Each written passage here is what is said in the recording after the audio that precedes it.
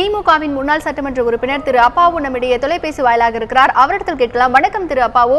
இன்றைக்கு தமிழக சுகாதாரத்துறை அமைச்சர் திரு விஜயபாஸ்கர் மற்றும் சமத்துவ மக்கள் கட்சி தலைவர் திரு சரத்குமார் மற்றும் அதிமுகவின் முக்கிய பிரமுகர்கள் வீட்டில் வருமான வரித்துறையினர் சோதனையை நடத்தி வருகிறார்கள். இது குறித்து உங்களுடைய முதல்கட்ட பார்வை திரு அப்பாவு.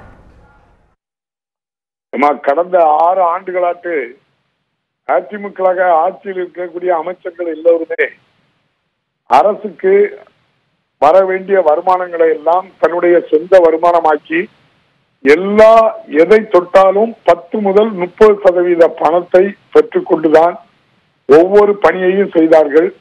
உதாரணமா மணலை எடுத்துக்கொண்டால் சேகரித்து ஒரு நாள் ஒன்றுக்கு 9 கோடி ரூபாய் கார்டனுக்கு கொடுக்க வேண்டும்.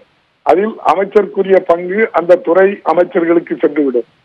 இதே போன்று ஒவ்வொரு துறையிலும் 30% கமிஷன் வழங்க வேண்டும். நெடுஞ்சாலைத்துறைக்கு, பொதுப்பணித்துறை என்றால் 40 முதல் 50% வரை வழங்க வேண்டும். ஓபிஎஸ் அவர்களை எதிர்த்து பொதுப்பணித்துறையிலே இதையே பத்திரிகைகளிலே கூட நீங்கள் செய்தியாக பார்த்திருப்பீர்கள். அனைத்து ஒப்பந்தக்காரர்களும் இவ்வாறு எங்களிடம் 50% வாங்குகிறார்கள் என்று பகிரங்கமாக குற்றம் சாட்டினார்கள். திரு அப்பாவு, உங்களுடைய கருத்துக்களை பதிவு செய்ததற்கு நன்றி.